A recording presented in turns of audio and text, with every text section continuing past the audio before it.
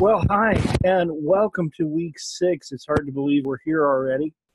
And I've got something I want to share with you that will help you as you transition from this class into the next one, because this is one of those classes you take typically at the end of your academic career, and that's the, I hate to use the word, but assumption that we make when we teach this class, since it's a higher level class. I do realize that there are some people who are not as far along in their um, academic career as some of you other seniors. Um, in any case, I think what I'm going to present to you will be helpful no matter what your uh, place in the academic continuum. So let me share my screen with you, and I'm going to share a little bit of leadership philosophy, a little bit of review, and a little bit of looking forward. So let's get into it. Here we go. I'll share my screen with you, and you will see it here on the screen here in a moment. You should see it now, and you should see my smiling face somewhere on your screen in a little tiny box. So let's get started. Um, so again, welcome. This is a place for you to learn and to grow. And this is a journey that we take together, the leadership journey. You will find your leadership path dotted with certain people that occupy a significant role in your leadership. And so this is a stepping stone in that career, and you'll find yourself drawing on some of the things that you're learning. As you've discovered in our time together, I just prefer to be called Sam. Makes life so much easier. Sometimes titles get in the way of people interacting with each other. I've always said if you have to use a title to lead, then you're not leading. If I have to tell somebody I'm in charge, I'm not. People know who's in charge, and it typically doesn't matter what they call you. What matters is the relationship that you have with people, and that's the importance of this course, is helping you to discover within yourself that person who you really are, which without that makes it impossible to lead at any significant level. We got to know ourselves first before we can lead others, and that's the purpose of HUM 499, responsibility for the future. So it's about your dreams and your goals, focusing inward so you can move outward. And that's what we've been doing. And as I pull these lines together of the different authors that we've had, your dreams and goals are what are continually in view as we've gone through this course. And so there's a little bit of scary, there's a little bit of excited, but it's important that we learn together, and those skills benefit us as we move forward. That the ability to learn from others, and that's the way the discussion boards have been structured the way that they have, and it gives us the opportunity to look at the authors differently and pull out from those authors what works for us. One person may get something from Dupree that is just, oh man, this was life altering. Somebody else may read Dupree and say, you know what, not so much. Somebody else may read Frankl and it's like, man, what Frankl said in this instance, when he gave this story, when he talked about his experiences, that resonated with me.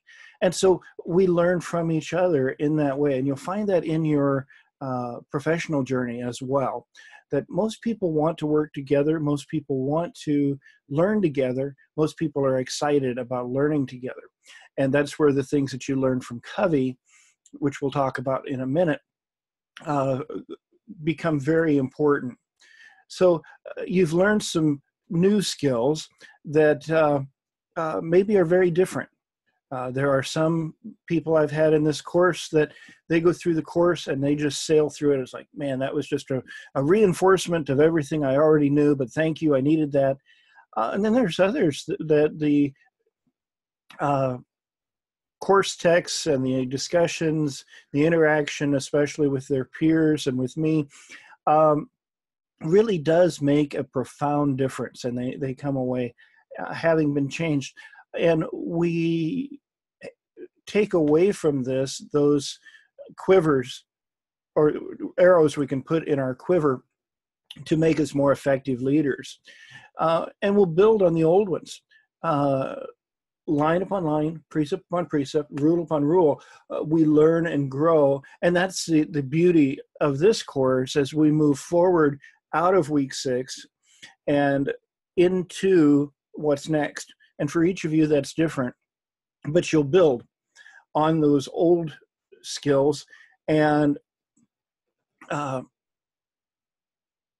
you'll find them becoming stronger. As you've discovered, it takes determination, and it will take determination as you move out of this course, out of the academic environment into a professional environment. You got to have that tenacity, that stubborn tenacity that says, I'm going to hang into this and I'm not letting go. With, I think, just about all of you, I've seen that, you know what, this is tough. I get it. This is hard work. I'm going to hang in there. I'm going to cross the finish line. And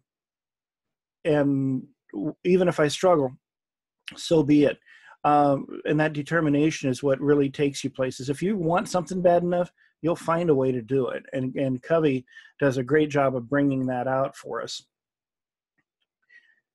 And so that's the purpose of higher ed, is to get us thinking deeper, to move us from where we are to where we need to be, and to help us grow. And so let's look a little further into week 6. Failure. None of us like that word, especially us type A, hard-charging, driven type of goals-oriented type of people. Some folks call us type A. And most of us in college classes fall into that type A category to some degree or another. I don't want to paint with too broad a brush, but there's a reason we're in college. And that is that we see a need that college will fulfill. And you took this class because maybe it was a requirement, but from what's happened in the class up to now, you all have taken it very seriously. And there's not one of us that wakes up in the morning and says, man, I can't wait to fail today. We just don't do it, you know.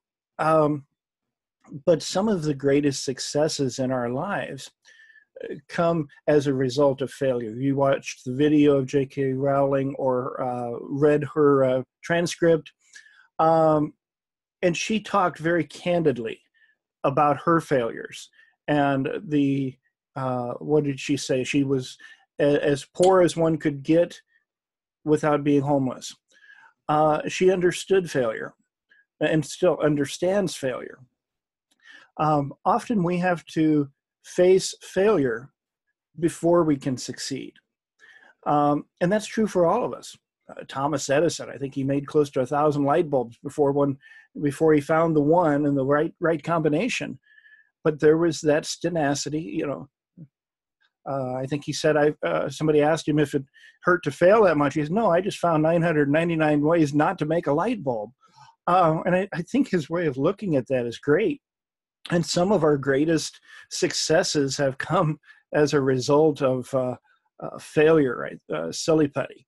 If you've ever played with the spongy stuff, when I was a kid, we used to put them on the Sunday paper and the comics, then you stretch the faces in different directions, and it was a lot of fun, and we'd laugh and giggle and pop and all kinds of fun like that. And a lot of fun has been had by silly putty. How many of us have, I don't have one here, how many of us have used a Post-it note? That came about as a result of failure. A concoction didn't go the way that the engineers had intended, and the rest is history. Don't be afraid of failure. The thing about leadership is, if we're afraid to fail, we're afraid to lead. Um, so failure, there is such a thing as failing forward. Um, you know what? I stuck my neck out. I got clipped. I know better for next time. So leadership is an art is one of the books that we studied. And again, this may have resonated with you. It may not have. Um, but Max says this, in the end, it's important to remember that we cannot become what we need to be by remaining where we are. That's a key point. It really summarizes his book well, that in order to move to the place where we need to be, we can't stay static. We've got to be moving forward. We can't be laying on the couch and expect to get to any place good. Now, that doesn't mean that there isn't time to rest. That would fall into the category of Covey's sharpen the saw. But we need to remember that we can't get to where we need to go by remaining where we are. We talked about Covey's book. So many copies of this. I forget how many have been published, and what a great impact that Covey has had. And he writes, the key is not to prioritize what's on your schedule, but to schedule your priorities. What our priorities are dictates who we are, and what we spend our time doing is crucial to our continued success.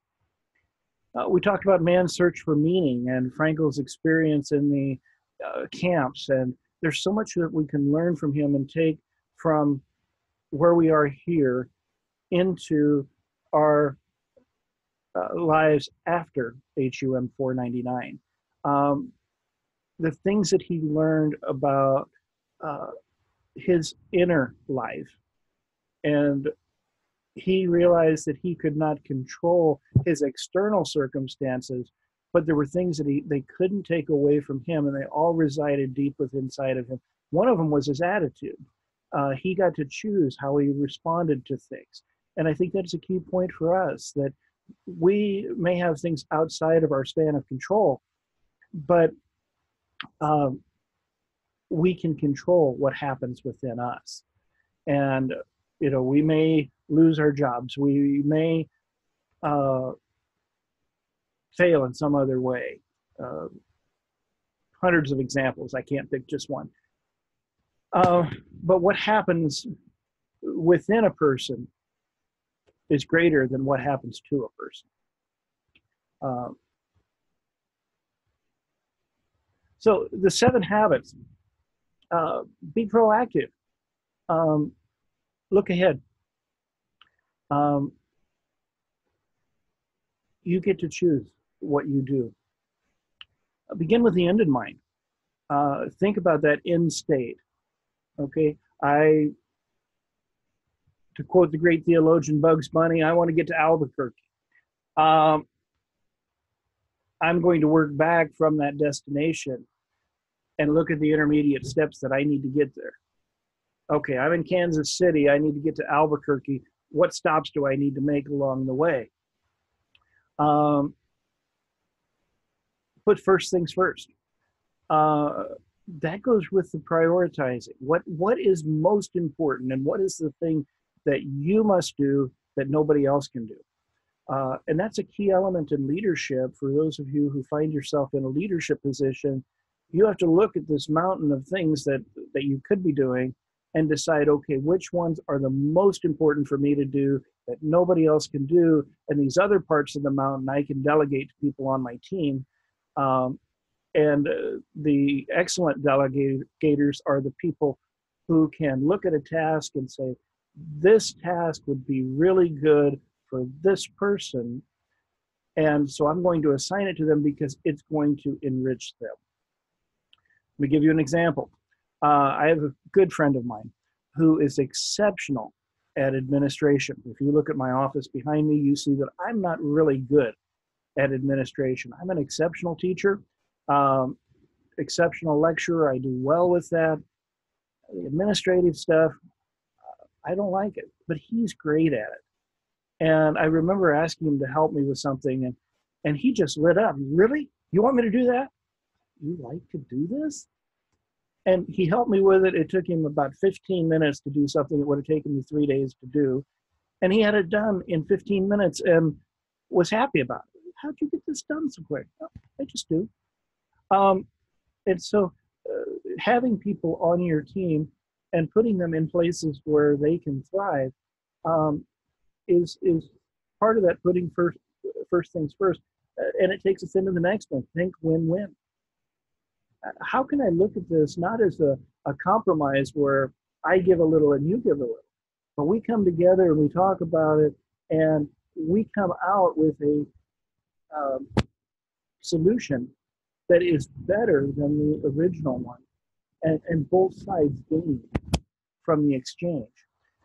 This next one, all of these are important and they work together. Seek first to understand, then to be understood. If you can master this one, you will win friends and influence people. You will be somebody that people seek out. If you seek to understand somebody, you will see a huge difference in them. Let me tell you a quick autobiographical story. I was waiting in line at an airport to pay way too much money for overcooked food. And while I was in line, there was two people that came up in line behind me. Now, I was traveling at that time, I think, for the Air Force. And so I was in Dockers and a polo shirt, carrying a briefcase. And, at the time, I'm mid-30s, early 40s, I suppose, and significantly older than these two. These two must have been, maybe she was 16, maybe he was 18. Both of these young people were dressed head to toe in black. The dark makeup, the gothic rings, and everything, the whole nine. And as I often do, I struck up a conversation with them and asked them about, just not invasive questions, but just listened. And it was my desire just to understand them. We ended up having this wonderful conversation, and I was grateful the line was moving slowly because we could continue our conversation. Well, of course, in time, we got up to the register and I ordered and paid for my food, took it, and said so long to my new friends. I went and ate, and then as I was walking down the concourse toward my gate, I looked over and there was this young man and young woman huddled in a gate area, kind of in a corner type, where there was an outlet and they had their phones plugged in, and they were together and talking. And I made eye contact with this young girl. And she looked up at me with the biggest smile on her face, and her eyes were bright. And she did one of these. I can't do it like she did, but just a little girl finger type of wave. And it was, kind of under here type of thing. And it was so sweet. And it sticks in my mind today. And that wouldn't have happened if I didn't seek first to understand and then to be understood. And especially with people with whom you differ or have very little in common. If you can get them talking, it will take you great places in your professional career. People want to be understood. And I'm learning that even more now as I'm pastoring a church. Subject for another day. Synergize, combine the strengths of your team. Use those skills that you have on your team for the betterment of everybody. And whoops, let me go back. Hit the button too soon. Sharpen the saw. Continue your education. Keep learning. Read a book. Rest. The story of two lumberjacks. Old-fashioned logging contest. Two lumberjacks take off. And they start felling trees right and left. The first one starts felling trees right and left. The second man sits down, he gets out his equipment and his axe, and he begins to sharpen the axe. People are asking, come on, you need to get going, you need to get going. He sits there, continues. Come on, you need to get going. He turns the axe over. Keeps sharpening. In time, when he's satisfied that his axe is sharp enough, he puts his things away. He walks up to the first tree and he begins to cut. And begins to cut trees at an amazing pace. And it doesn't take him long to catch up to the first logger.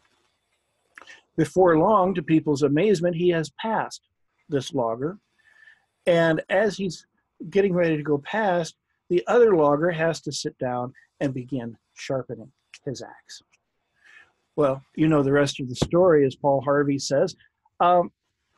The second lumberjack who took time to sharpen the saw, sharpen the axe in this case,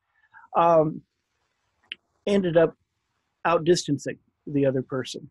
We may think that it takes too long to sharpen the saw. I don't have time to set up a file system. I don't have time to take a day off. I don't have time to, my body's tired and I'm fatigued and I can't think straight, but I don't have time to rest. You discover that, using rest as an example, if you'll take the time to take that Sabbath rest, your mind will be sharper and your body will be more rested, and you'll get more done in the 6 days than you did the seventh or the 7. Sharpen the saw. So those 7 habits are things that are going to guide us as we move forward. And each of us is going to be involved in leadership in some way. And there's so many parts of leadership. But the thing that I want you to remember is that leadership is a character exercise. Lead by principle. If you lead by principle, you won't have to make rule books because people will understand that, let's use customer service. If the principle is to give the customer a great experience, then everybody in the organization is empowered to give the customer a great experience.